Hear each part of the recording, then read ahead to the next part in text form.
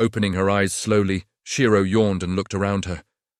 Noticing that she was sleeping in her wheelchair with a blanket over her body, she quickly checked the time and date to see how long she slept for. Seeing that it's only been 8 hours, she sighed in relief. Glancing back, she saw Nantian sleeping on a makeshift bed by stacking up all the chairs. He had a small blanket on him that's too big for his body, which caused her to giggle slightly. Wheeling herself beside him, she couldn't help but look at his face before an idea popped into her mind. However, that idea was quickly dismissed since it would definitely wake him up.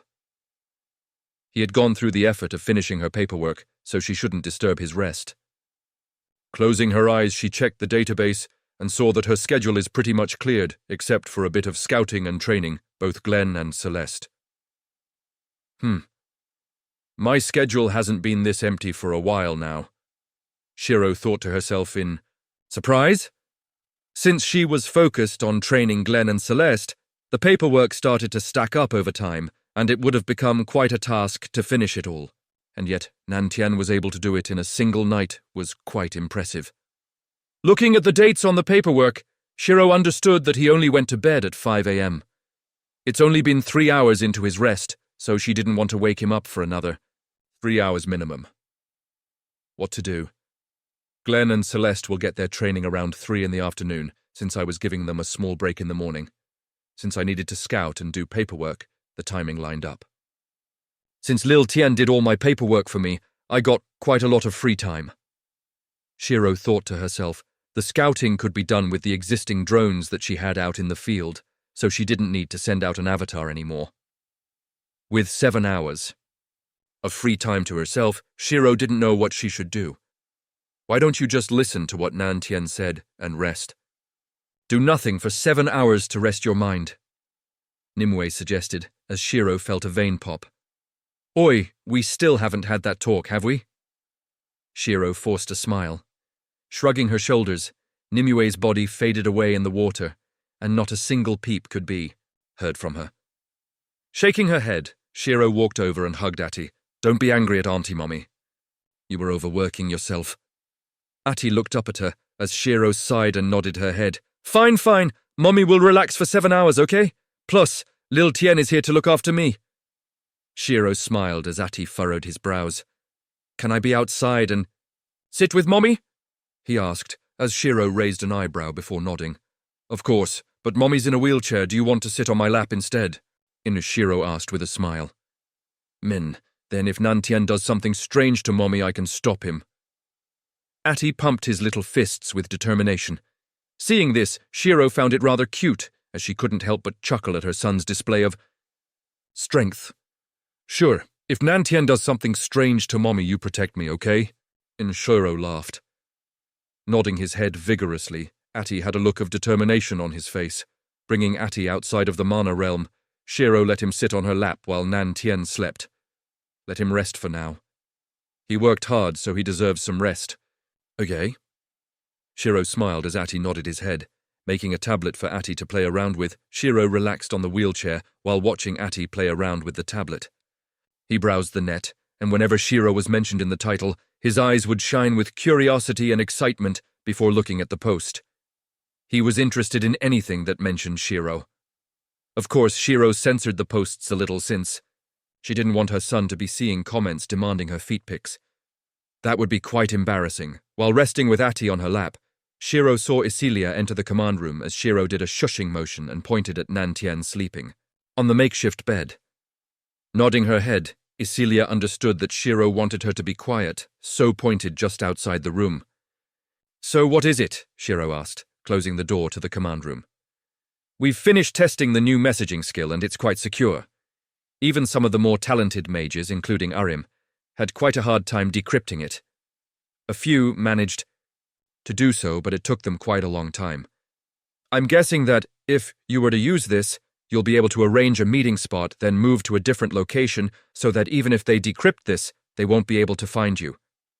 Isilia replied, as Shiro nodded her head.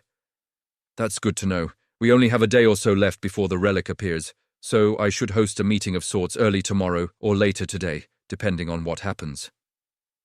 Shiro muttered, but Ati tugged. at her shirt. No work, only rest. Let Nantian deal with it, Ati said while looking up at Shiro. Haha, you might want to listen to your son. Seeing as how you're in a wheelchair now, I think you should rest. Isilia chuckled, finding Ati to be very cute. It was a shame that she had to leave for a long time, otherwise she'll also be able to see a small Lyrica talk to her like this. Though, I must say, I didn't think you were a fan of pink. Isilia grinned as Shiro facepalmed and looked away. It was either this or a unicorn wheelchair. What do you think I would have chosen?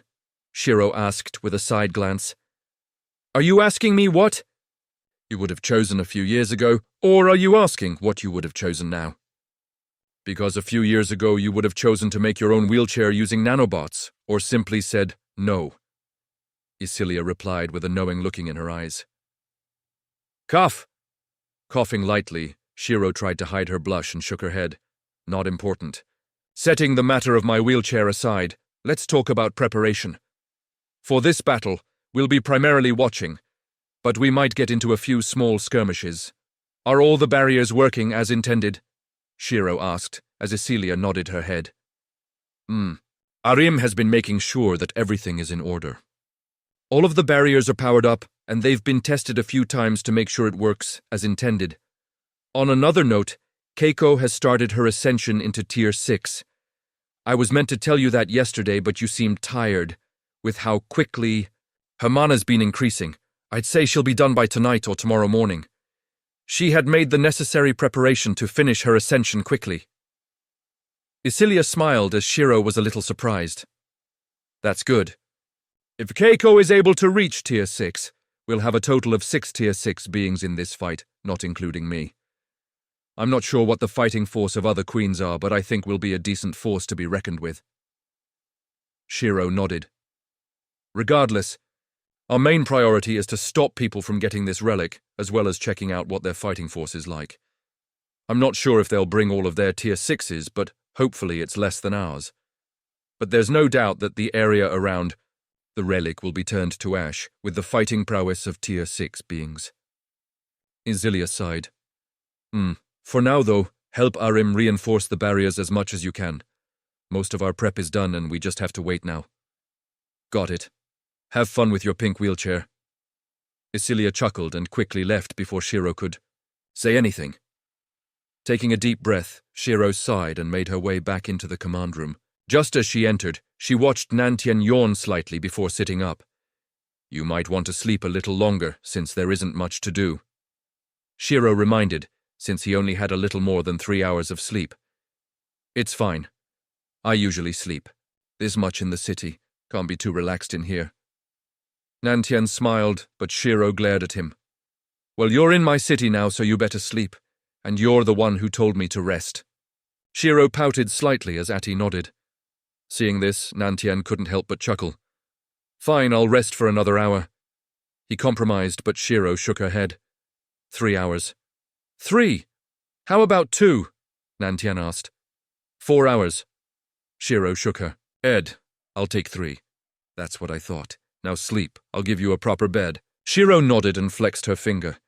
Making a bed in the command room, Shiro pointed at it. Sleep. In here? I can just return to my room, you know? Nantian raised an eyebrow. Nope. This is revenge for the wheelchair. Unless you want me to decorate it with unicorns, Shiro grinned. Sure, if you're the one making it. Nantian laughed as Shiro clicked her tongue. Just sleep, you idiot. After forcing Nantian to sleep for a while, the 3 of them made their way to the training hall, since it was time to train Glenn and Celeste. However, looking down on her chair, Shiro thought for a moment, before wanting to change the color using her nanobots. What? Are you going to stop me from changing the color in front of my students? Shiro pouted, since her image would go down the drain if they saw their teacher in a pink wheelchair. Ha ha, you misunderstand. I was going to offer you this wheelchair instead, since it's better than using your nanobots. Nantian laughed, pulling out a perfectly normal wheelchair. Standing up, Shiro held her dagger as Nantian quickly jogged towards the training hall. Massaging her eyes, Shiro sat down in the normal wheelchair and made her way towards the training hall. From what Nimue had told her, the 2 already knew about her injuries since she spilled the beans. Upon arriving at the training hall, she could see Nan Tian waiting by the side and couldn't help but shake her head. Next time, just use the normal wheelchair first. Also, why do you have so many wheelchairs in your inventory? Do you have a thing for crippled people? Shiro asked with a raised eyebrow. Well, considering the fact that you seem to cripple yourself, often I would say I do indeed have a thing for a certain crippled person. Nentian smirked. Still doesn't explain why you have so many wheelchairs. Isn't one enough? Shiro asked as Nantien shook his head. I wasn't sure if you were going to break that pink one immediately, so I had spares made. He smiled, snapping. His fingers, 4 more identical pink wheelchairs appeared as Shiro was speechless. Staying silent, it took her a moment before shaking her head. Let's just go train the two. She sighed as Nantien nodded. Wheeling her into the training hall, they saw that Glenn and Celeste were already here and doing some light sparring with one another. Hearing the doors open, the two of them looked over and saw Shiro sitting in a wheelchair with Atty in her laps. Nantien was behind the two and was currently wheeling her in. Blinking their eyes in surprise, they didn't expect to see Shiro in a wheelchair. Ignore the wheelchair. Today, Nantien. We'll be training you since, as you know, I'm injured and he doesn't want me to move around. Shiro sighed, wanting to keep the explanation short. Nantien, this is the file on their performance. You might want to quickly go through it before starting the lesson. Passing over a set of documents that she had complied over the past few days, Shiro wheeled her chair to one side and watched silently with Atty on her lap. Let's see, All right, well, aren't you too talented? Nantien chuckled as he looked up at the two standing in front of him. All right, reading is one thing and experiencing is another. I want you two to attack me with the intent to kill. Okay? Nantien smiled as the two furrowed their brows. Don't worry, you two won't be able to kill me, but I want to see what you can do. Nantien laughed, seeing their confusion and worry. Just do it. If he dies, I'll revive him, Shiro called out as the two looked at each other before shrugging. Before he could even say start, Celeste immediately entered berserk form and lashed out towards him. While this happened, Glenn compressed his power and appeared behind Nantien, with his sword, ready to swing at his neck. So eager, I didn't even say start yet, haha. Nantien laughed. Taking out a single dagger, he parried Glenn's blade and redirected it towards Celeste, while ducking under the two of them. Seeing that his sword was about to cut her, Glenn quickly twisted his body to move the sword away. Looking at the two that crashed into one another, Shiro face-palmed, since this was going to be a long day. It was good that they were trying out new options in battle, but they have only figured out step 1. They didn't think about how to follow up. I suppose they're still pretty new to fighting. It's normal to be eager. Shiro thought to herself as she sent a message to Sylvia, asking her to come to the training hall. Since Nantien wanted her to rest, it was better that Sylvia heals them. Shinob's Nantien's training was a little different. He hardly attacked back and only used their attacks against each other, allowing them to experiment with new techniques safely without being too worried of injuries. However, they still didn't attack him with the intent to kill, which was a little disappointing for him. But it wasn't too bad. After training for a while, the two were left panting on the ground while Nantien was as calm as usual. I like your training. Can we have your training more often? Celeste asked as Nantien laughed. Unfortunately, no.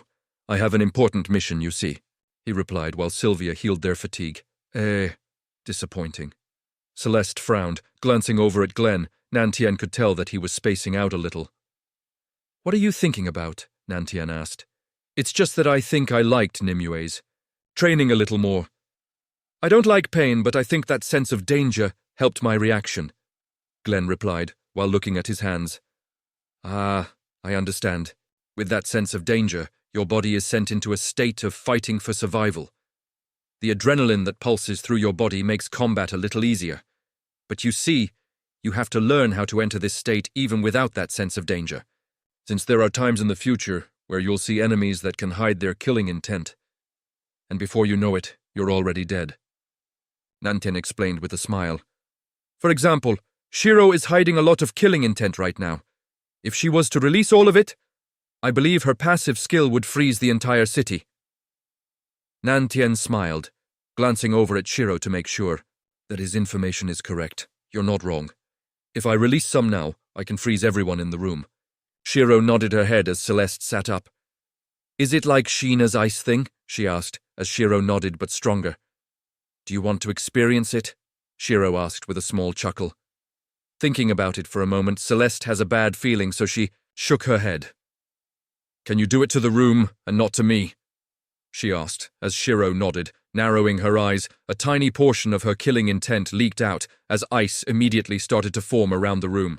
Despite not being targeted by this, Celeste could already feel a creeping sense of death as her face paled and sweat dripped down her face. There, how was it? Shiro smiled, hiding her intent once more. Seeing the ice around him, Ati's aura flared softly, and the ice on the wheelchair started to melt away before drying up almost instantly. Thank you. Shiro smiled, patting Ati's head as he smiled. Up at her, can I do it too? Celeste asked after taking a moment to calm herself. You can, but it takes a bit of training, though I'm sure you'll be fine.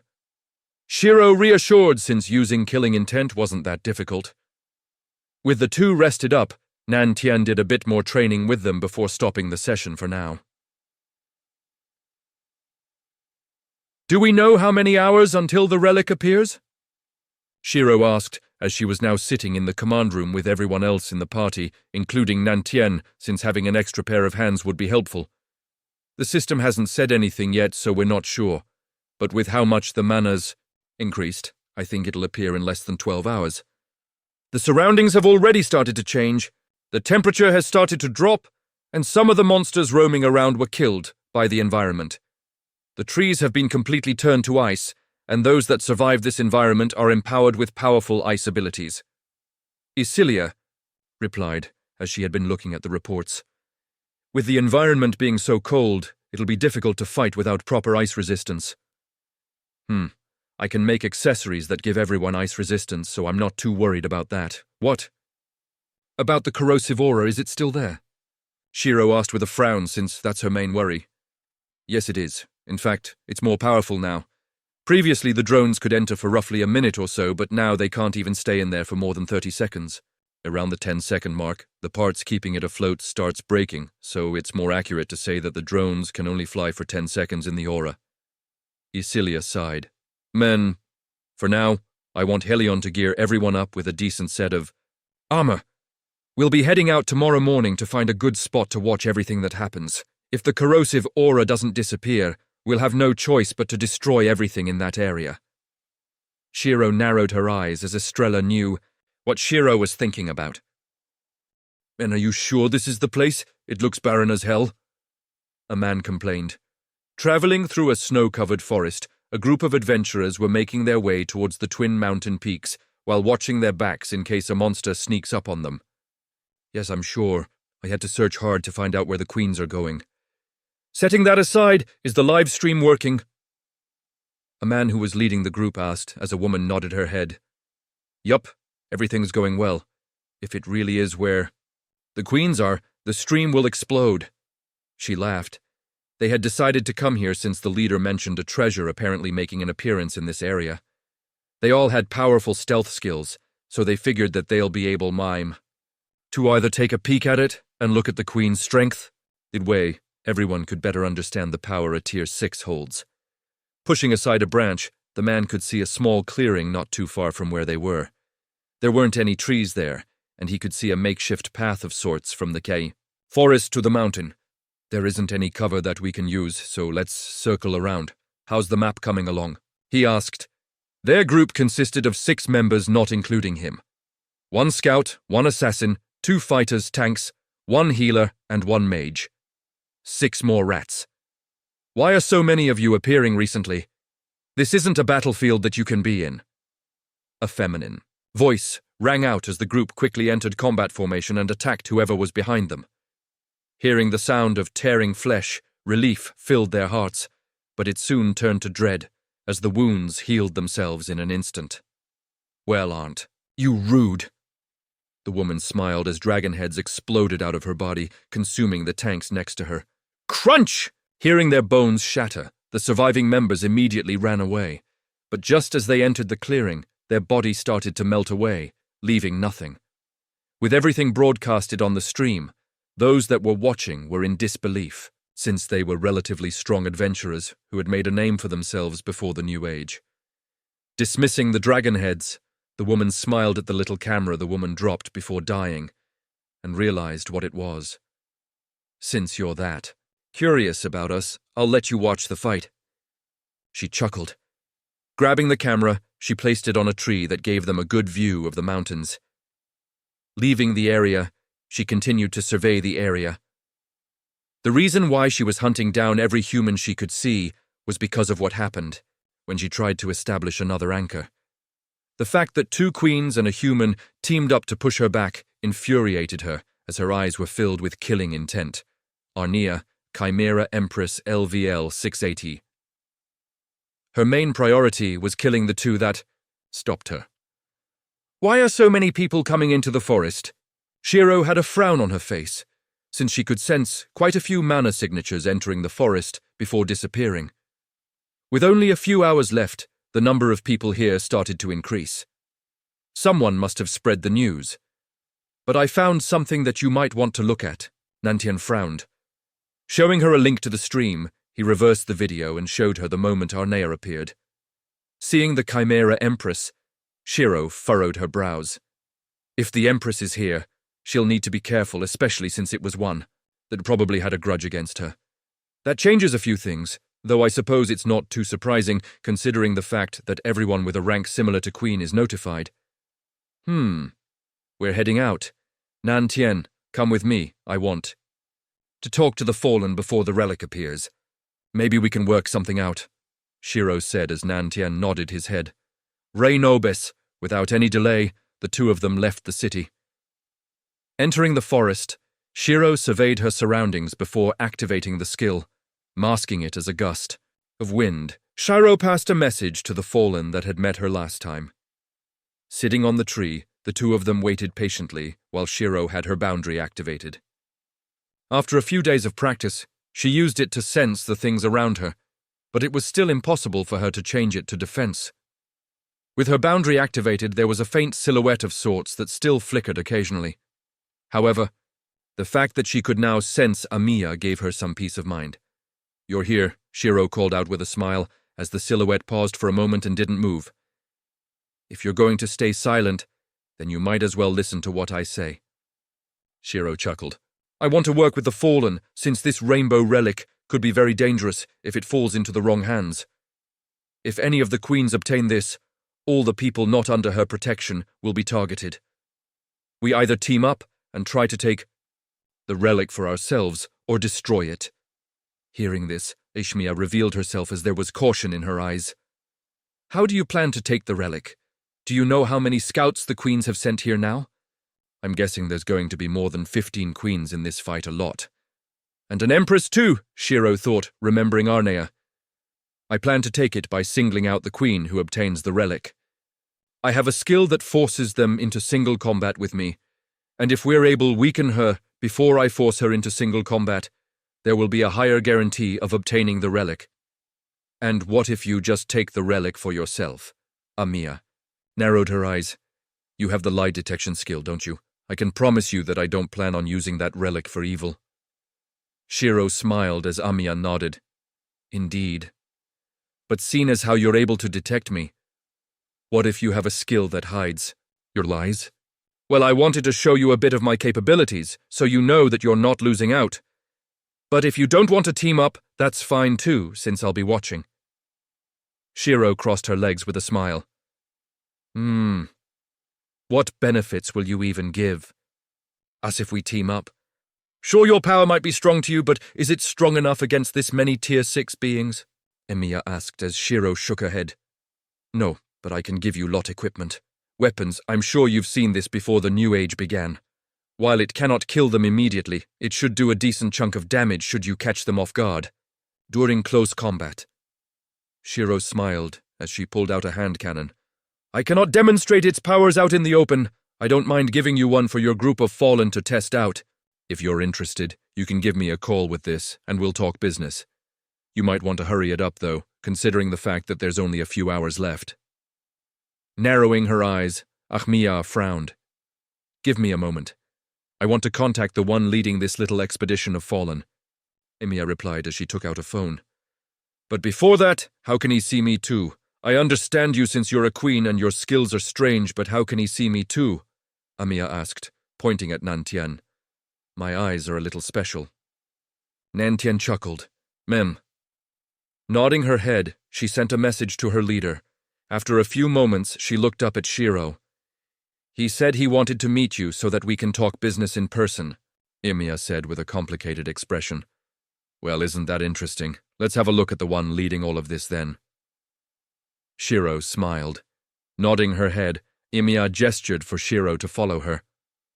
Walking through the forest, Shiro noticed that a formation was put in place, but it was similar to Amiya's ability. It was completely hidden from the senses. Walking through the ever-changing scenery, Shiro suddenly realized that they were in a camp. Widening her eyes, Shiro was immediately on guard since whoever set down this formation is an expert. Looking. Around the place, she could see a few curious eyes looking at her.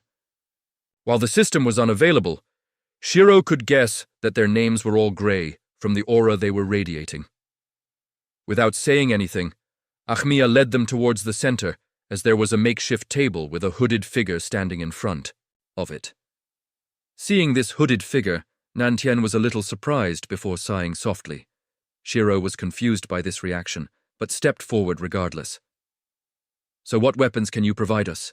He asked, not wasting any time. Hearing the voice, Shiro widened her eyes since it was familiar. Raoul! Seeing the familiar face of the kid that gave her a backpack, and was eventually known as a hero, Shiro couldn't help but furrow her brows. What happened? Why are you fallen? Where's Jonas? Shiro asked, as Raoul took down his hood, revealing his face that was scarred completely on the left side. Looking at the scar, Shiro realized the aura. It was a similar aura to the scar on her back in the future. A corrupted wound that could not heal no matter what she did. A scar of defeat. Jonas died, was Raoul's response. Seeing his expression and hearing his tone of voice, Shiro flinched in her mind as it reminded her of herself when the light hero killed her. What happened?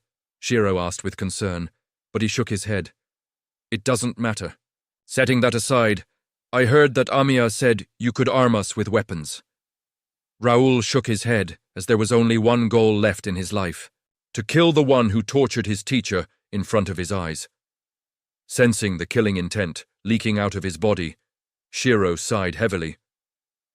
The shy kid that had brought her the bed was now long gone. All that remains is a killing machine that will lose his sanity once his goal has been reached. Since the gods have not appeared yet, Shiro knew that his goal could be probably accomplished soon. A real shame. Shiro closed her eyes before looking back at Raoul. Yes, I can. I can provide the fallen with weapons that can deal a decent chunk, if damage to tier 6s should they be caught off guard, Shiro replied. How many weapons can you provide, and are there any that can possibly destroy the queens in one go? Raoul asked, but Shiro shook her head. I can provide weapons to everyone here. However, I cannot kill a queen in one go. Shiro shook her head as Raoul furrowed his brows. That's fine then. If you want to join the fight with us, you can. Otherwise, we just need the weapons. Raoul nodded, providing a decent amount of weapons for everyone here, ranging from bracelets with skills to snipers and cannons. Shiro couldn't help but feel like she was a weapons dealer now. Though to be honest, that's what she had done in the future, so it wasn't too strange. Her main concern was still what happened to Jonas for Raoul to turn this way. Plus, she was also curious about his scar down the face, since it might give her an idea of who did the same to her in the future. As they were distributing weapons, Shiro was surprised at the sheer number of fallen gathered here. Each of them radiated a malevolent aura, as Shiro guessed that they were either around the peak of Tier 5, or some of them even being Tier 6s. Raoul, can I ask you about what happened? What caused you to become fallen, and what's that scar on your face? Shiro asked as Raoul paused.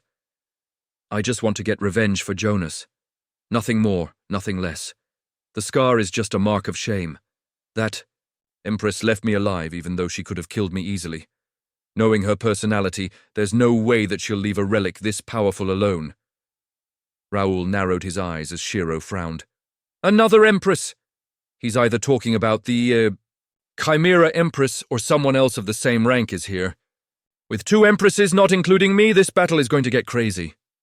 Shiro thought with a frown as Nimue agreed. I would say that we should just bomb everything now, but I doubt it'll work. Nimue sighed. Plus it's a good chance to see their powers for ourselves. Even if it's a little risky, I want to gather as much information as I can. Even if we don't retrieve the rainbow relic, as long as we destroy it while gathering information, I'll say it's worth it. After distributing the weapons, Shiro talked to Raoul about how many queens were here along with their power. It seemed like he had already found out that the Chimera Empress was here. Hence, why they were camping out a little further away than he had hoped since going into combat. Now would be akin to setting a whole storage of bombs alight. The chain reaction would be disastrous. Naturally, the ones to start this will most likely be killed first. As they were distributing weapons, Shiro suddenly had a bad feeling in her heart. Her vision started to distort for a moment as her surroundings was surrounded by a mass of flesh. Eyes suddenly turned towards her as the mass of flesh writhed in anger. In front of her, a single girl stood with corpses surrounding her body. Blood tears flowed out her eyes as she looked back. Black corruption markings could be seen on her body as the white hair fluttered in the wind. Opening her mouth, she turned towards Shiro. The authority of the primordial god of time, I shall turn back time. Return to a time before Pandora's box was opened. Send a vision, a warning. The same mistake shall not be repeated. The woman shouted out. Strangely enough, Shiro could see a name tag turning black as blood continued to flow from her eyes. Her heart stopped seeing the name tag as it was her own. Surrounding her were the bodies of all those that she wanted to involve. Nantian, Lyrica, Sylvia, Madison, Isilia, Helion, and so on. Everyone was dead around her, and the world was reduced to nothing but a giant mass of flesh with eyes looking towards her. Her body was injured with open wounds, but they were soon healed by this black substance which flowed out from her body as her name tag was turning black. Slamming her hands together, a Tier 8 magic circle flared up as a pillar of light shot into the sky. Looking towards Shiro, her future self smiled and mouthed a few words before a blinding light filled her vision. Flung back by an invisible force, Shiro crashed against the building as she threw up a mouthful of blood. Shocked at what had just happened, both Nantian and Raoul rushed to her side in a panic. Seeing that Shiro was unconscious, Nantian frowned and looked at Raoul. I'm taking her back. If you need us, call this phone. Goodbye. Nantian said as he quickly swooped up Shiro into his arms. Dashing towards the barrier, Nantian watched as Ahmiya opened a path for him. Nodding his head in appreciation, Nantian didn't waste any time in making his way back to the city. What the hell was that? Gaia stood up as she couldn't believe what they had just saw. Kronos! Explain! Nyx shouted out, as Kronos was already chanting something under his breath. Slamming his hands together, a single thread could be seen as there were small extensions, one of which is snapped in two. This is definitely a sign of my power. I don't have knowledge on what had happened, but the following fight is disastrous. That mass of flesh we saw, it's definitely a Tier 8 being. Kronos replied with a serious expression on his face. Hearing this, both Nyx and Gaia were worried about what was going to happen. How far in the future is that? Nyx asked, as Kronos furrowed his brows and opened his mouth. Hours. Only 8 hours? Nyx crossed her legs as she tapped her finger on the table. Kronos, since she's used your power in the future, I'm guessing her charge of the rainbow item has decreased by 1. Nyx asked as Kronos nodded. I can no longer sense my power on the item. She has used my power along with summoning me, but it seems like it was a failure. It's unfortunate, but until the second part of the New Age, I can no longer help her out. Kronos shook his head. Hearing this, Gaia scratched her head in annoyance since Kronos' power was one of the more helpful ones. Had Shiro summoned Kronos, It would have meant that Kronos could easily stop time, and yet he still failed when Shiro summoned him. Biting her nails, Gaia looked at Kronos. "Can you show us what happened in the future where it was cut off?" Gaia asked, but Kronos shook his head. "It's already been shown. What Shiro saw was everything that could have been sent to the past, which means I was either heavily injured in 8 hours' time, or—" Kronos trailed off before sighing, "or I might have been killed for such little information to be sent."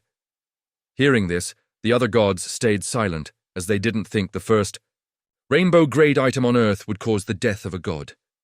Thinking about it for a moment, Gaia stood up. "Nyx, I might need to borrow something from you," Gaia said with seriousness as Nyx frowned. "Even if you manifest yourself in your true state, there's not much you can do if you don't know the danger. Even old man Kronos was killed. What makes you think that you'll be safe? Plus, what do you think will happen should you return once you breach this? Just watch for now. I'll think of something." Nyx narrowed her eyes as she watched the screen with anxiety. Looking around her, Shiro didn't know where she was. The last thing she remembered was seeing a vision of the future with her friends dead around her before something slammed into her body, forcefully knocking her out. Walking around for a little, while Shiro wanted to look for an exit since the relic was about to appear soon and she didn't want to miss the start. Suddenly, chains erupted out from the ground as eyes started to appear. Locking onto Shiro's body, the mass of flesh narrowed. Its eyes. "You cannot prevent my birth. The power of Kronos is only temporary."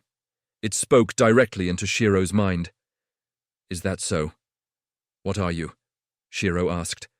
There was a strange calmness in her heart. It was as though she knew that this flesh couldn't hurt her at this moment.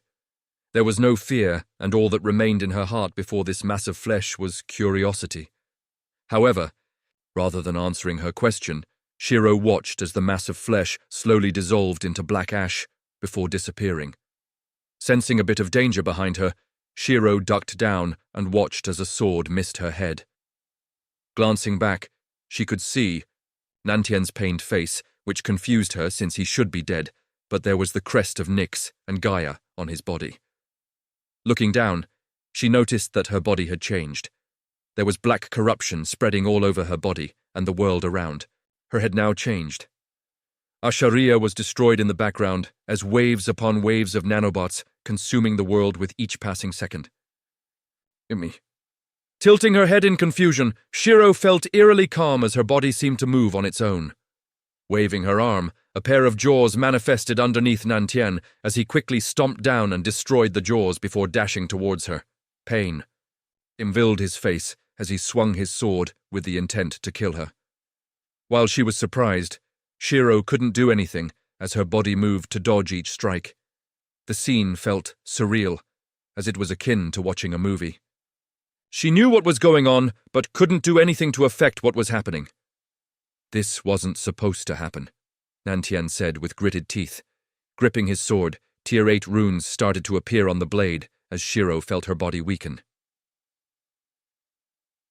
Pana and divine energy seemed to leave her body as a tether could be seen connecting her body to the sword. Nantian's hands trembled as hesitation appeared in his eyes, but Shiro opened her mouth. "Do it."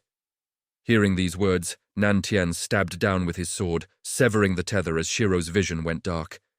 Regaining control over her body, Shiro looked around once more. Despite being confused and curious about everything that was happening, there was an overbearing calmness which suppressed all of her other emotions, preventing her from speaking out. "Are you sure this is everything you want to send to your past self?" A voice rang out as Shiro recognized it to belong to Kronos. "Yes," along with this message. Shiro's own voice replied. Appearing in front of her was her fallen state, who looked at her with a small smile. "Whatever you do, do not use the void bomb. The power of the void is what causes that creature to grow. Estrella cannot participate in this battle." Her fallen self warned as everything turned to ash. Standing there, Shiro was silent. There were faint black tendrils flowing out of her arms as she could see her name tag slowly turning white again. Opening her eyes slowly, Shiro could see that she was in the medical ward located in the main tower of Asharia. Sitting up, she furrowed her brows as her heart grew heavy. Everything she saw was a vision of the future, and her future self turned back time, using Kronos' power. The power of the void is what causes it to grow. How else can I destroy the relic, then? Shiro thought with a frown as she looked down on her hands. She didn't know if it was an illusion or not, but there was the faint flicker of corruption on her fingers. Clutching her fists, Shiro sighed as her body was still damaged. She still couldn't feel anything. Hearing the door open, Shiro glanced to her side and saw Nantian walking. Seeing that Shiro was awake, he sighed in relief. "Are you feeling okay? Does it hurt anywhere?" he asked while sitting next to her. "I think you forgot the fact that I can't feel anything right now." Shiro chuckled as Nantian scratched his head. "True. So what happened? You suddenly passed out?" he asked with worry in his voice. "It seems like something has gone wrong in the future. My future self used a charge of this item to turn back time with the help of Kronos," Shiro said as she pulled out the 2 rainbow-grade items that she was in possession of. Hearing this, Nantian frowned as Shiro started to recall everything she saw. How the mass of flesh devoured the world and how everyone was killed. Before Pandora's box was opened, Nantian muttered, as that was what her future self had shouted out when activating the ability. Seems like there's more to this relic than I had imagined. I'm not sure what the light goddess had planned asking me to come here, but I didn't think it would be this bad. What do you think her goal is? Shiro asked with a frown. I don't know. What else do we know about this? He asked. Apparently the power of the void causes it to grow. I won't be able to use the void bomb in this fight, and Estrella might need to sit it out too. Shiro sighed while checking the time. It had only been 4 hours since she had passed out in the fallen camp. Thinking about it, Shiro stood up. We're definitely destroying this thing. We can't use the void bomb, so I'm going to make a new blueprint, a proper cannon from space. It might harm my body, but it's better than everyone dying. Shiro narrowed her eyes as Nantian grabbed her wrist. What's the point of everyone surviving if you destroy your body? If you're making something from space, at least let me help. Nantian frowned as Shiro looked back. Opening her mouth, she was about to reject it but hesitated. Most of the time she had put everything on her own shoulders when it was a dire situation. The main reason was because the others would be in more danger than her should they join. But the same couldn't be said for Nantian. He was also Tier 6 with the power over light. The same applied to Madison, Isilia, and Lysandra. All right. Call. Madison, Isilia, and Lysandra over. We're going to be using the remaining time to create a weapon that requires 4 Tier 6s to power. Send Asharia away from here, since the blast radius might destroy the city. Shiro replied, as Nantian smiled. Understood. While Nantian was calling the 3 to the command room, Shiro sent an avatar to the fallen camp, warning them of what's going to happen and how they should evacuate before everything is destroyed. She wasn't going to take any chances. However, there was one thing that bugged her. Why would the light goddess warn her of all this when the system would have contacted her regardless? What did she gain from telling her about this? Furrowing her brows, Shiro decided to set this aside for now since she'll kill the 2 of them eventually. Nyx, you're watching right now, aren't you? I'm planning on using the upgraded Ascension skill to reach Tier 8 and fire this weapon. Which god would be good for empowering this attack? I know I can't use Kronos anymore due to that vision of the future, Shiro called out as a faint figure appeared in front of her. Honestly, it depends on what you want to do. But I have to warn you. Using the upgraded Ascension to reach Tier 8 and the power of the primordial gods will destroy your body. Nyx frowned. Yes, but it's better than whatever that mass of flesh is to awaken. I'm not sure how much firepower I need, but I'm not taking any chances. Shiro frowned as Nyx nodded her head. We know. We can tell you that the enemy, when awakened, was able to kill Kronos in the future. There's a good chance that it's Tier 8 in strength, but it should be suppressed right now. As long as it does not awaken, you should be good. Tier 8 in strength? Shiro furrowed her brows before looking down at her hand. That's fine. I have skills to target the core of a Tier 8 being. It's a good chance to test it out, since I plan on killing gods in the future. Shiro closed her eyes before opening them with determination. All right. The most we can do is to reinforce your body once you reach Tier 8. Any more and we'll be doing more harm than good, okay? Nyx sighed as Shiro smiled. Thanks for the help. Watching Nyx's body disappear, Shiro looking into her mana realm. Error, get ready for a big meal. Standing in the command room, Shiro looked at everyone that was going to be involved in the construction of this new super weapon. Nantien, Madison, Isilia, and Lysandra. What's going on? Seeing as how you rarely have this kind of expression, I'm guessing things aren't good. Madison frowned since she had a bad feeling in her heart. You can say that. We're making a weapon that will obliterate the relic. We can't let it survive. Shiro replied as Isilia furrowed her brows. What happened? She asked, understanding that. Shiro must have gotten new information for her to make such a change in thoughts. I saw a vision of the future, and it doesn't look good. If we let the relic survive, it'll kill everyone here, no exceptions. Shiro replied as she flexed her finger. Creating a hologram of sorts, she showed them what she had seen. A world of flesh, as everyone was dead around Shiro. Seeing this vision, all four of them felt their hearts sink, as it seemed so unlikely, yet Shiro was not one to joke around something like this. In the future, I used Kronos' power to turn back time and send a vision to myself. No matter what, we have to destroy this relic. The only thing I know thus far is that the power of the void causes it to grow so Estrella won't be participating in this battle, Shiro explained as Lysandra frowned.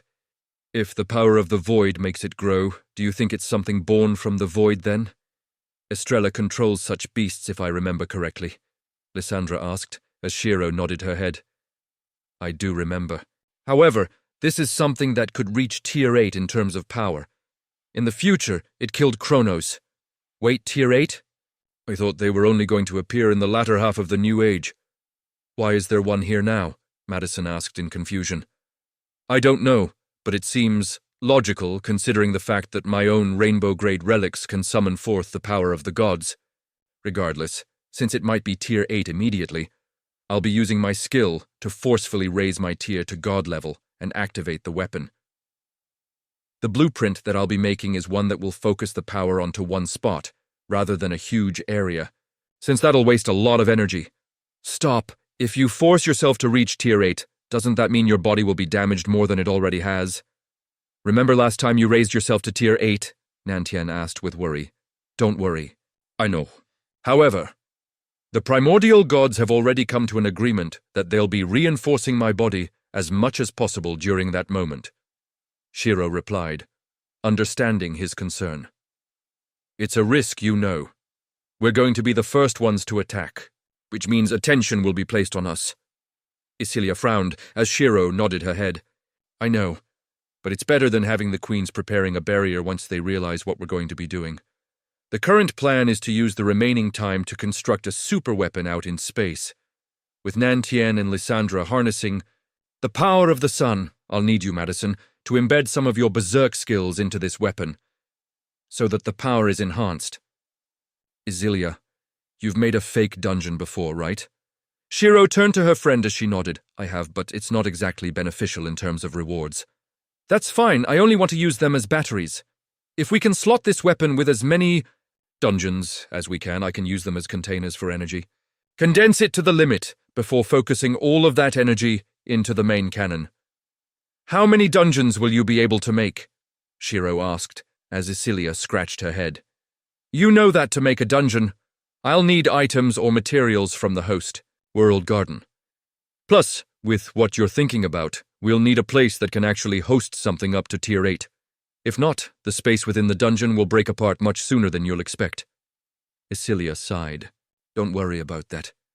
I have a world in mind. It's a place called the Forgotten Realms, and it's filled with the power of the primordial gods.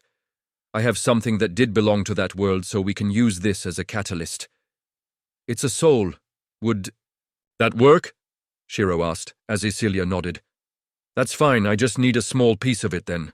Once I get a piece, I should be able to trace it back to the original realm and begin construction on dungeons.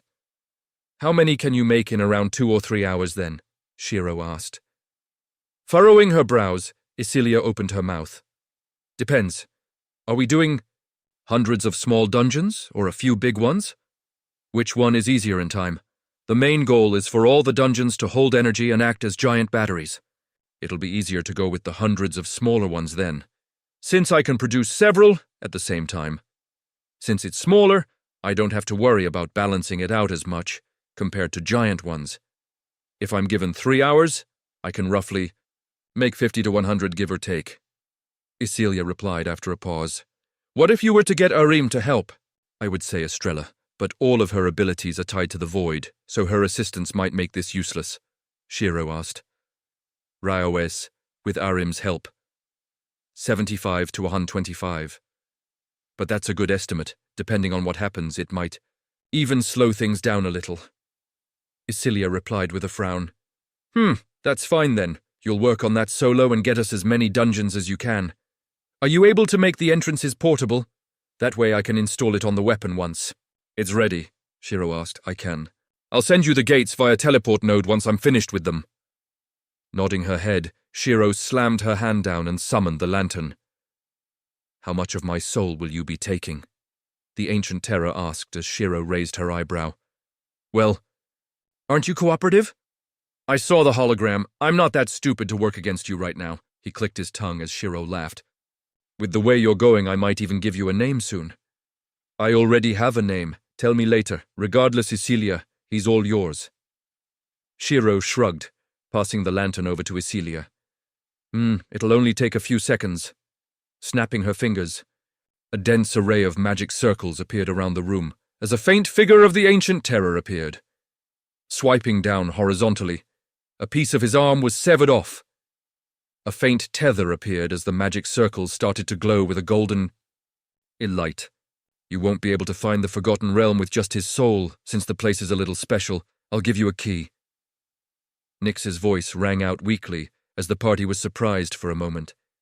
Within the dense array of magic circles, a crest started to form itself as the tether was strengthened. All right, I'll work on the dungeons now. Leaving the room with a golden orb of light in her hands, Isilia hurried off. What about us then? Madison asked. We're going to space, Shiro smiled. Laying her head on the table, Nyx's face was a little pale as she was trying to catch her breath. Patting her head, Gaia let Nyx rest for a moment. What can we do on our end? Gaia asked, since she was worried that even with all of their firepower, they might not be able to kill the relic. Do you think we can perhaps try to rope in other gods to assist us? Kronos asked.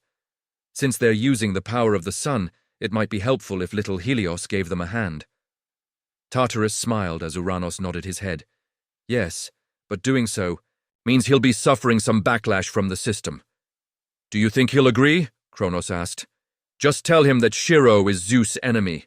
The more Shiro succeeds, the more annoyed Zeus will become, and the happier Helios will be. Uranos shrugged.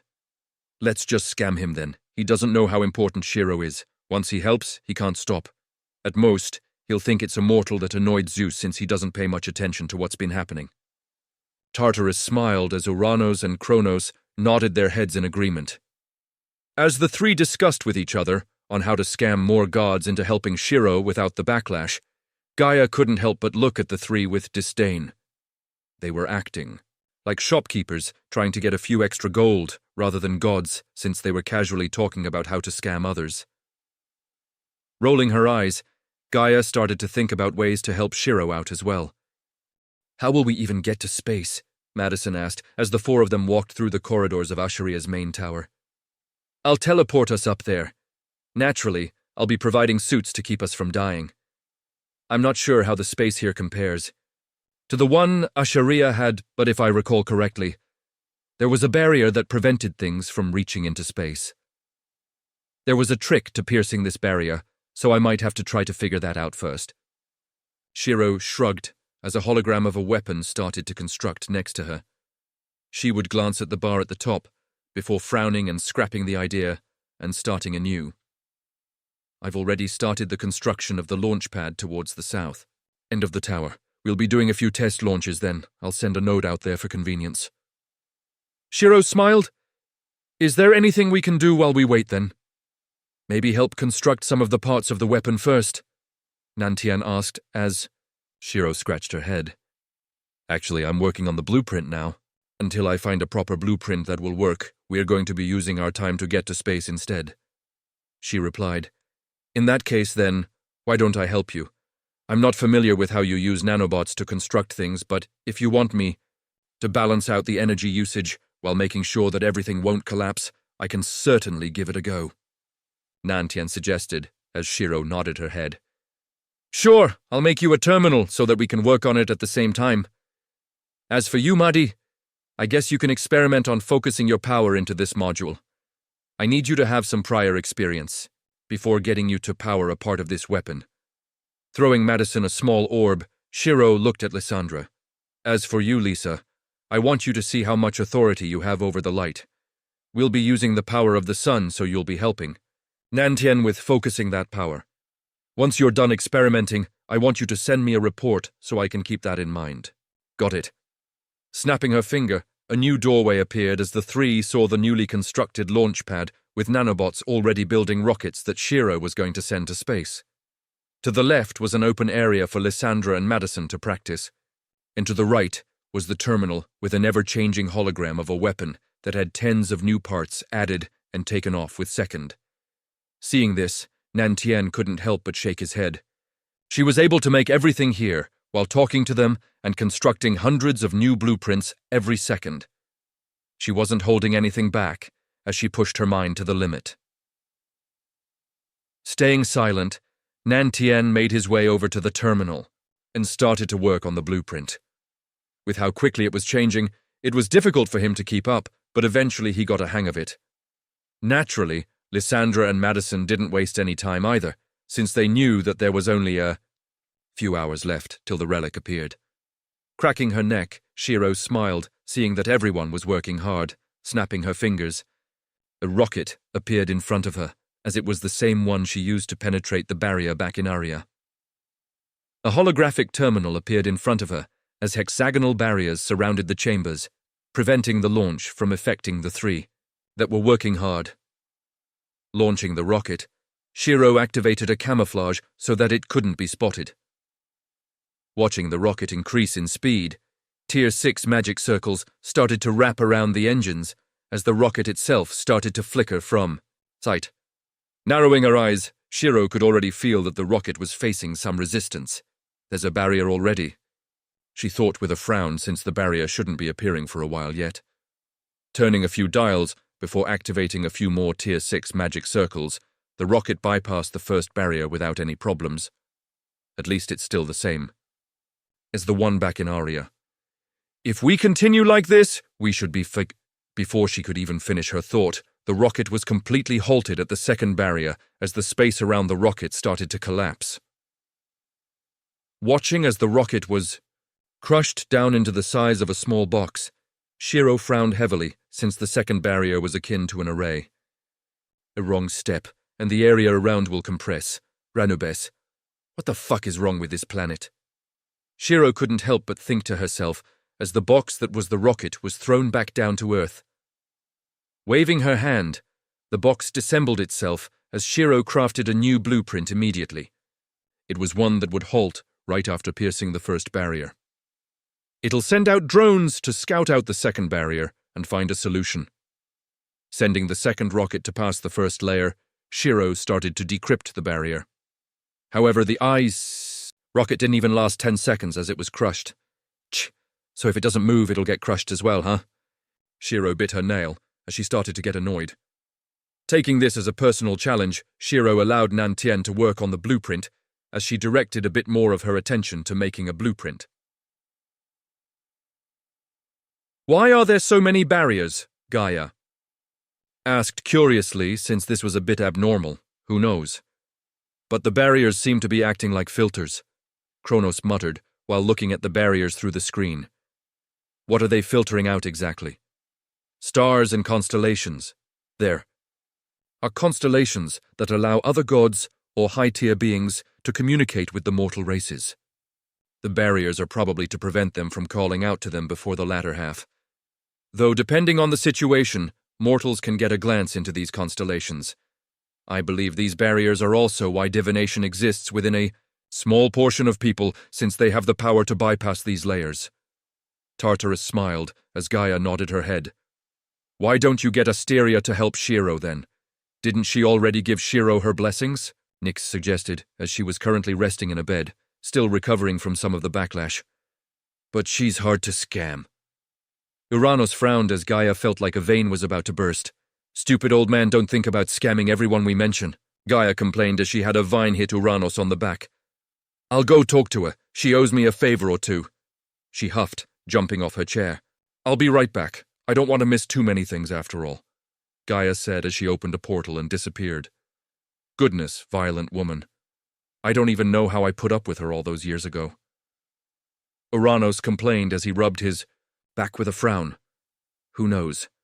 Setting that aside, did Helios say anything? You did send an avatar to his palace after all, Tartarus asked with a smile. Yes, he's on board with the plan. We just need to call him over when we need his help. Uranos nodded as Helios was rather enthusiastic about helping Zeus's enemy. He was killed by Zeus, after all.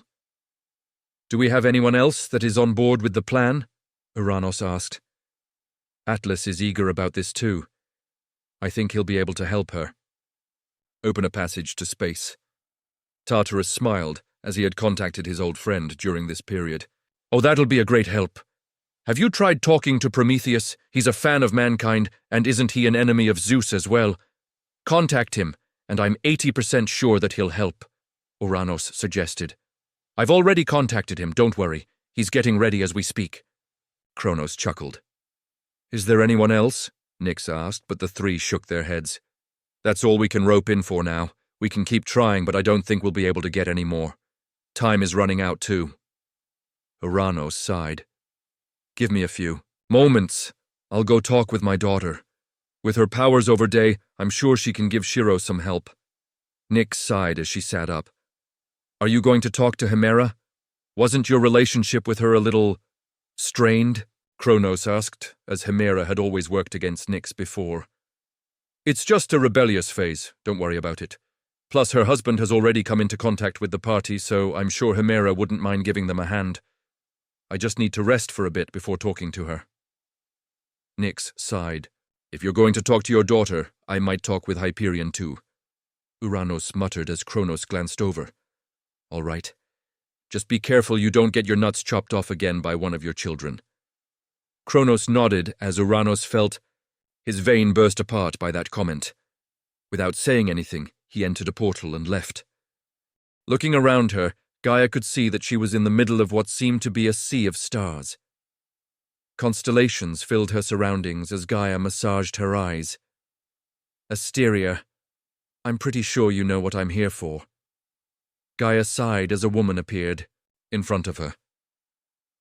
It's about that white-haired girl, isn't it? Asteria smiled. Right now she was wearing a semi-transparent dress with jewels representing stars attached to the skirt. If you know, then I'll skip the formality. We're going to need your help if we want her to reach space within the time she has. Gaia said seriously as Asteria thought about it before turning around. Nope. Hearing this, Gaia narrowed her eyes.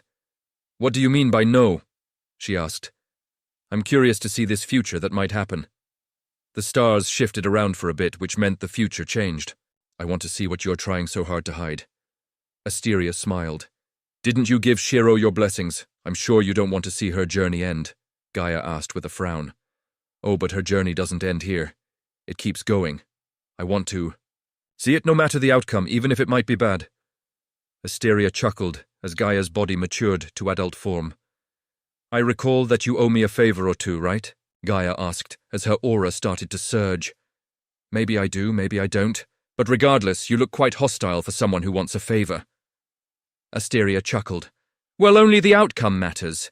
Even if the process is bad. If there is no goddess of stars, I wonder what will happen to the barriers that involve stars, Gaia asked as her killing intent surged forth. I'll give you two choices. Either help us and repay this favor, or you can die, and we'll get the job done regardless. Scary. Asteria smiled. What's your answer? Ooh, that's quite the variety of choices, huh? I'm tempted to choose the second opti. Before Asteria could even finish her sentence, she was instantly petrified and crushed to ash.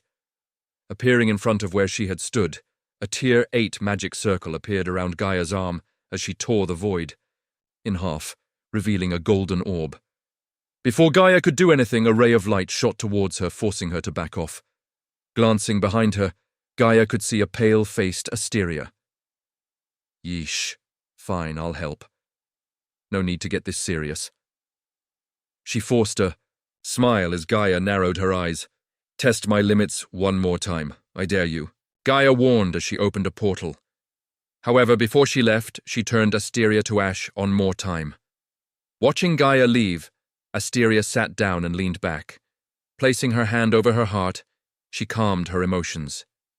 Even if she's the weakest of the primordial, she is still a primordial in the end, she muttered. Feeling a sharp pain in her chest, Gaia gritted her teeth and glared at the system. Yeah, I know. I won't do it again. She rolled her eyes. Healing herself, she teleported. Back to the tea party. How was it? Did Asteria agree? Kronos asked curiously as Gaia nodded. It took a bit of convincing, though. Gaia replied as she glanced over at the empty bed. Where's Nyx? She asked. She's gone to talk to Hemera. Hearing this, Gaia frowned. Are you sure that's a good idea? Who knows, but since Nyx has chosen to do this, I'll trust her. Tartarus chuckled while crossing his legs. How is Shiro doing? Gaia asked. She's managed to break through a few barriers. Honestly, she's quite efficient in her work. Kronos smiled as Gaia nodded her head.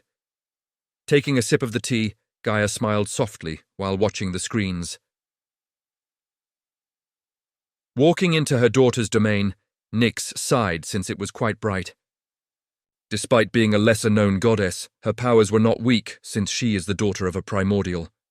Ango Beige. Hemera, I know you're there. Nyx called out with a sigh.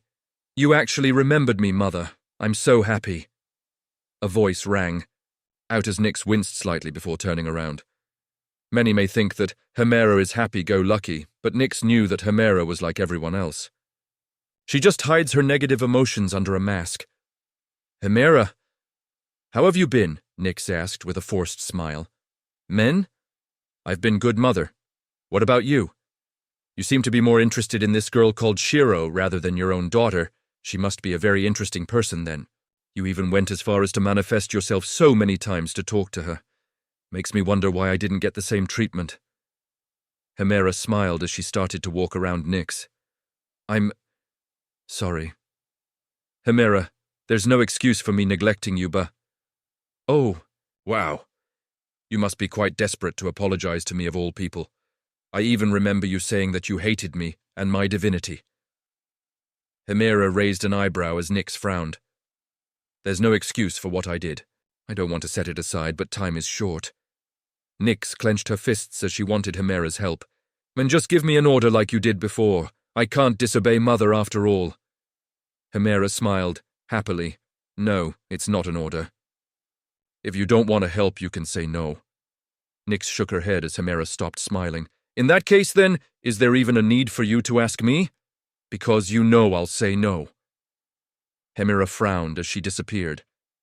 Seeing this, Nyx sighed and opened a portal. Glancing back at the domain, she closed her eyes and walked through.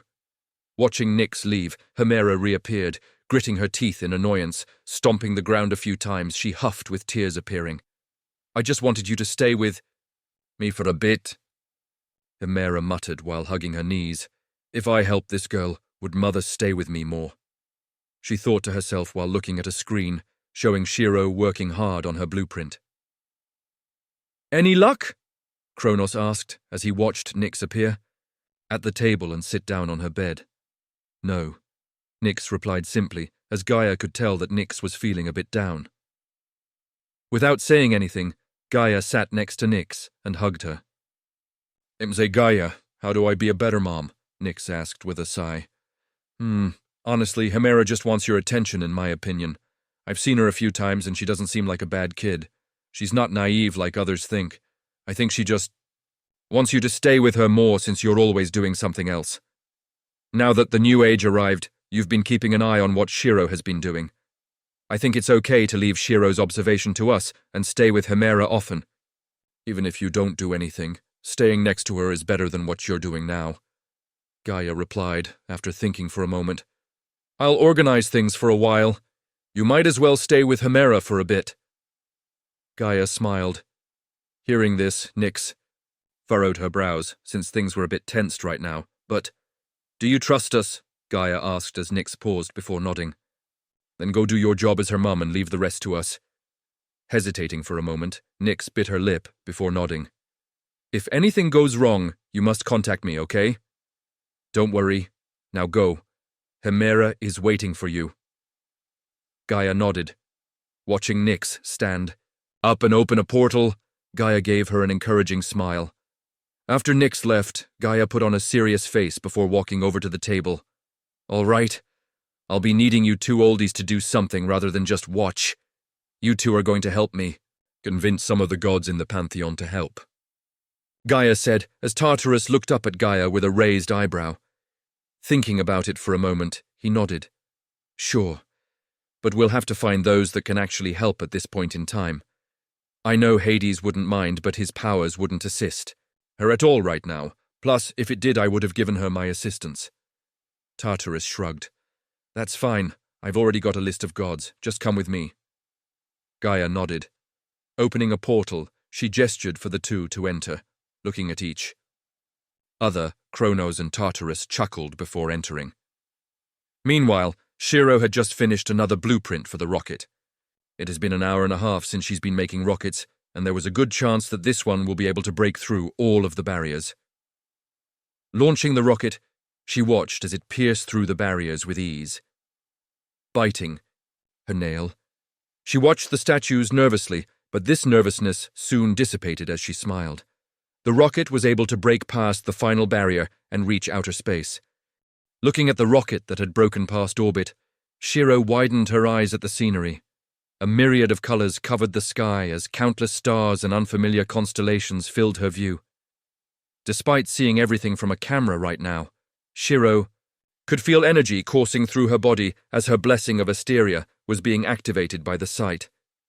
Ignoring the chaos that the new age had brought, this was truly a beautiful sight in Shiro's eyes as she stood speechlessly. Shaking her head, she glanced towards Nantian. Admiration for the sky can come later since time was running out. How are you doing with the blueprints? Shiro asked as she had finished her current job of finding a way into space. It's going okay. A lot of these concepts are foreign to me, so it's taking a bit to understand. But I'd say it's around 40% done, give or take. At the rate we're going, we'll be able to make it in time. Nantian replied while scratching his head.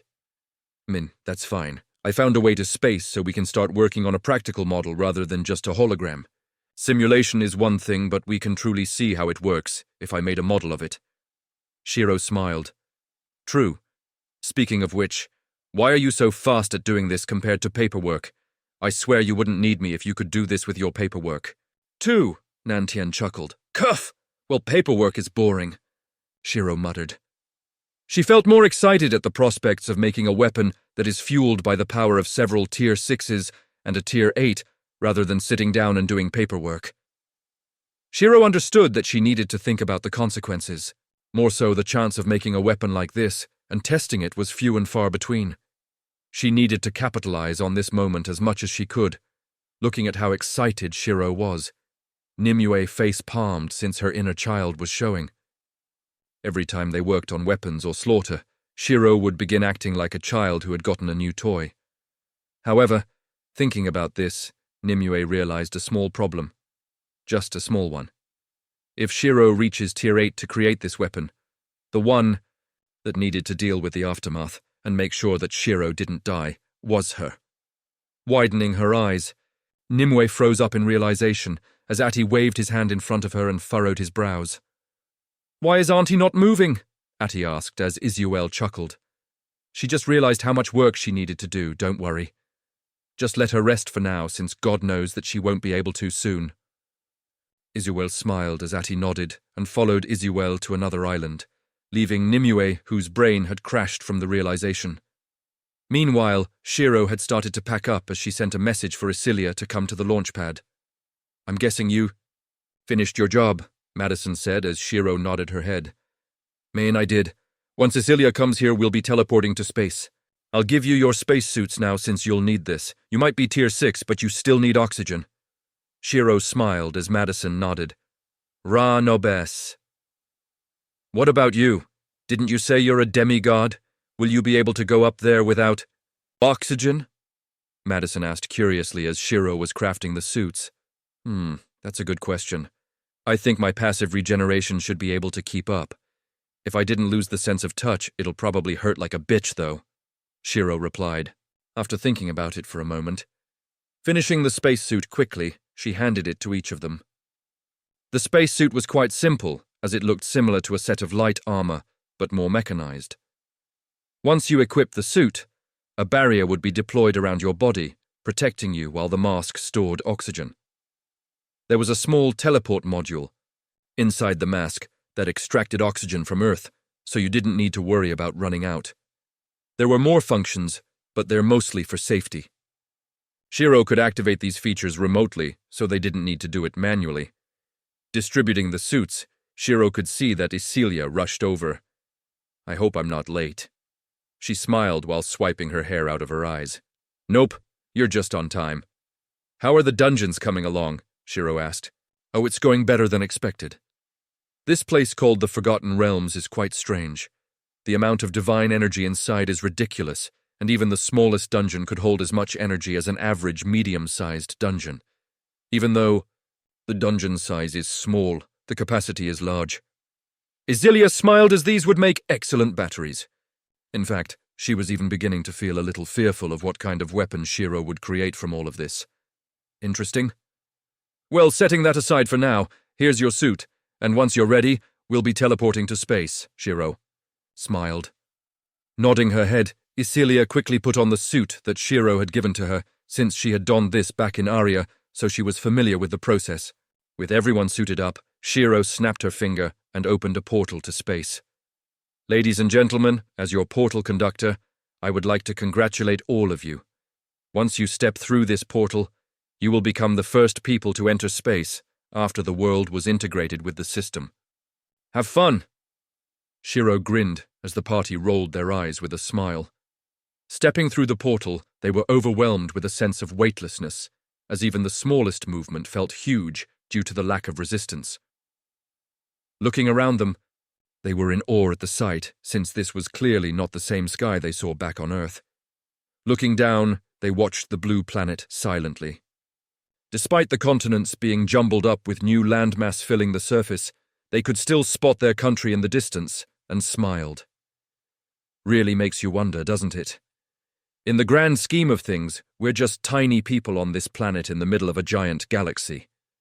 Though some of us are accomplishing great things as we speak.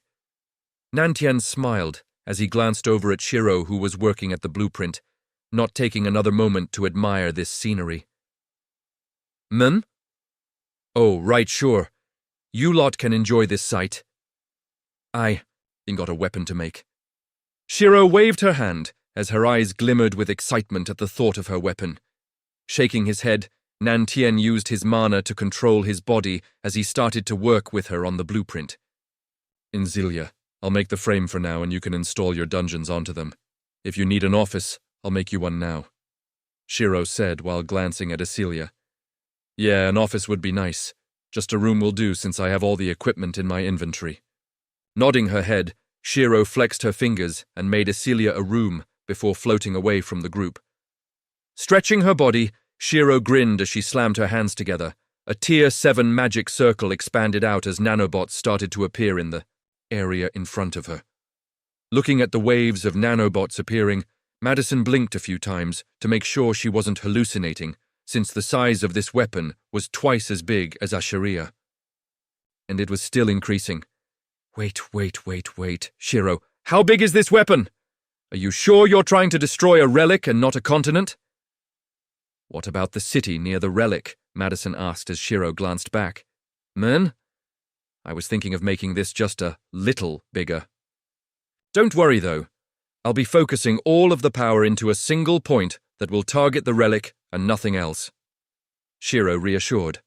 However, Madison knew Shiro's dictionary, and little didn't have the same meaning as the normal dictionary.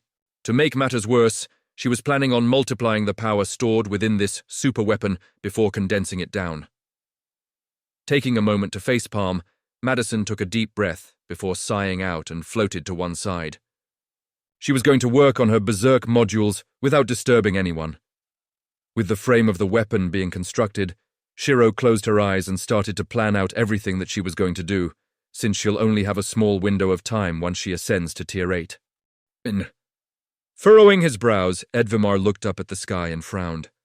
"What's wrong?" I asked, glancing over in curiosity since Edvimar wasn't one to randomly look up at the sky. "Nothing. I just felt a spike of mana, but it disappeared quickly."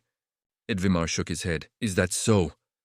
Shrugging my shoulders, I glanced up at the sky as well before focusing on the camp. Edvimar had been setting up formations to keep us hidden for now since he mentioned that it might get a bit dangerous. There have been a few fights breaking out nearby, but we were lucky enough not to get drawn into it. However, the most surprising thing is that we've been getting a faint signal that would fluctuate. If we could somehow stabilize this signal, we'll be able to access the internet and get some information about what's been happening around the world. Feeling a tug on my shirt, I glanced back and saw Eric writing something in the air. "Someone is coming here. They've locked onto us," he warned with a serious expression as I glanced towards Edvimar, who had already summoned a weapon as well as a suit of armor. During this entire journey, I haven't seen him get this serious before, so I knew the situation was dire. Bringing out my own weapon, I called Neitha to my side and surveyed the area. "Come out! I know you've detected us," Edvimar called out as his right arm flickered with lighting. The faint silhouette of a magic circle appeared for a brief moment. "I'd advise you to go a little further away from here. There's an empress roaming around this area, and let's just say she's not too kind on travelers like you who have stumbled here." A voice rang out as we all turned towards the source and saw a young girl with black hair and emerald eyes. She had a man escorting her towards us as their levels were hidden.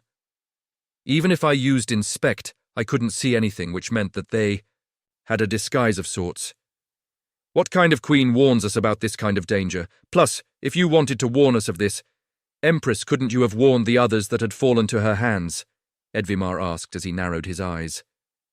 Glancing towards me, he signaled for us to retreat, but the likelihood of us surviving was low, especially if she was a queen like what Edvimar had told us. I would have liked to warn them, but they were a little, how do I put it, selfish, greedy. You get the idea. But you lot seem to be here for a different reason, so I'm giving you a warning now. If you get caught by the Empress, you will all die to her hand. There is no exception unless you team up with another force. You might want to put more focus on your barrier. Something half-baked like this won't do anything. The girl smiled. Snapping her finger, the barrier that Edvimar had created started to disintegrate as parts of the barrier was replaced by strange runes which were unfamiliar to me. "Who are you?" Edvimar asked as the girl thought for a moment. "I'm Misu, the undead queen. Now that I've given you my name, why don't you give me yours?" Misu asked with a smile. Edvimar. "Just an injured elf, looking for his wife."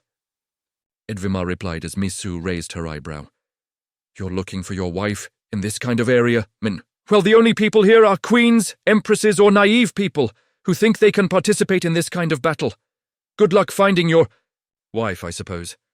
She's either dead or a queen. If she is indeed dead, I don't mind bringing her back for you. But if I do, you need to remember that she'll become an undead." Misu smiled as she turned around, preparing to leave. Actually, if she is dead, there is one person here that can bring her back to life without any problems. A queen going by the name of Shiro. If you do find her, just remember that she's one of the nicer queens out there." Waving her hand, Misu's body was engulfed by a green flame as the two of them disappeared. Sitting down, Edvimar panted for a moment as he dismissed his weapon and armor.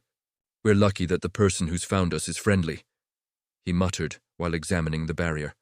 "Let's turn back. Honestly, I think we need to go even further than this to be considered somewhat safe," Edvimar suggested. "We can do that, but First, who's your wife? Like Missu said, the only people here are queens, empresses, or naive people, Gordon asked curiously. My wife. Should be a queen right now, I believe. We've been separated for a while, so I'm not sure about her current status. But from my latest information, she should be the Elven Queen. Edvimar replied as I raised my eyebrows in surprise. Ranobesh Elven Queen? She's the queen of elves? I asked as he nodded. Me. Then that makes you the king, then. Gordon widened his eyes. Yes, but that's in the past now. Though being a king is not as glamorous as you think, it's just responsibilities that others don't want crowned with the title of king. It's best to just stay as yourself. Edvimar smiled, before standing up. Regardless, let's move away from here since it's a little too close to the center of everything, he suggested. Nodding our heads, we started to pack up, when I noticed Nitha being a little unsettled. Are you okay? I asked, patted her head. She was looking towards the twin mountains with caution. Turning towards me, she used her claws to write on the ground, "Someone, dangerous, powerful, body is fearful." It was simple words, but I was surprised. I could tell. Then the writing was similar to Eric's handwriting. So she had probably learnt it from him on the journey here. However, my main concern was the fact that she felt fearful. Edvimar, you might want to see this, I called out. Walking over, Edvimar frowned slightly before looking at Nitha. A monster's senses are many times sharper than an average person's, and even I can tell that Nitha's a little unique compared to other monsters. If she's sensing something wrong, then we need to take it seriously. Leave the stuff that we don't need. We'll evacuate. Before Edvimar could finish his sentence, we felt an overbearing aura descend the entire mountain range as a single woman stood in the airspace just outside of the twin mountains, revealing her figure to everyone that's watching. Inspecting her, I immediately regretted it, as I could feel her eyes lock onto my body. Cyrodiil LVL 785, Celestial Dragon Empress. A few moments ago, a red-haired woman sat on the top of a distant mountain overlooking the twin mountains and frowned. It's taking a damn while for the relic to appear, isn't it? She clicked her tongue as the woman beside her nodded her head. I believe the relic should be appearing in a few hours, Your Highness. Right now the entire area is filled with queens, and there has even been sightings of another empress. We shouldn't make ourselves a target right now. The woman bowed as Cyrodiil narrowed her eyes. Those weaklings weren't able to contest against me in the past. What makes you think they can now? Let's eliminate a few of them before the relic appears then. Cyrodiil grinned as she disappeared from her spot before the woman could even protest. Appearing in front of the corrosion area, she cracked her neck before unleashing her aura. Immediately feeling a few eyes lock onto her, she smirked. The rats have finally revealed themselves. She muttered. Strangely, there was a human mixed in as she glanced towards their direction. Seeing that it was just a small group of people with an elf and a monster, she lost interest. Their auras were pitifully weak, and she could kill them with a sneeze. However, among the eyes that looked at her, she sensed a few queens that seemed a little haughty. Raising a finger, she swiped down as the space in front of her was ripped in. Half-out teleporting right in front of the source of gaze, she laughed, seeing the shocked expression of the queen, who took a step back. Yo! Why don't you help me spark up a fight with the rest of them? Cyrodiil asked, and reached out towards the queen. Gritting her teeth, the queen slammed her hands together and formed a Tier 6 magic circle. Metal erupted out of the ground as they pierced towards Cyrodiil, who didn't flinch at all and took a step forward. If you're going to even think about taking this relic, bring something better than just metal. Crack! Shrugging off the metal like they were tissues, she punched the queen in the ribs as her hand pierced her body. Grabbing hold of the queen's spine, Cyrodiil slammed her into the ground and tore her in half, throwing the corpse into the sky. She watched as it transformed into a pile of scrap metal before reforming together. Tenacious one. But that's fine. You can go revive yourself. I'll go play with others. Cracking her knuckles, Cyrodiil teleported to the next queen she sensed and entered combat.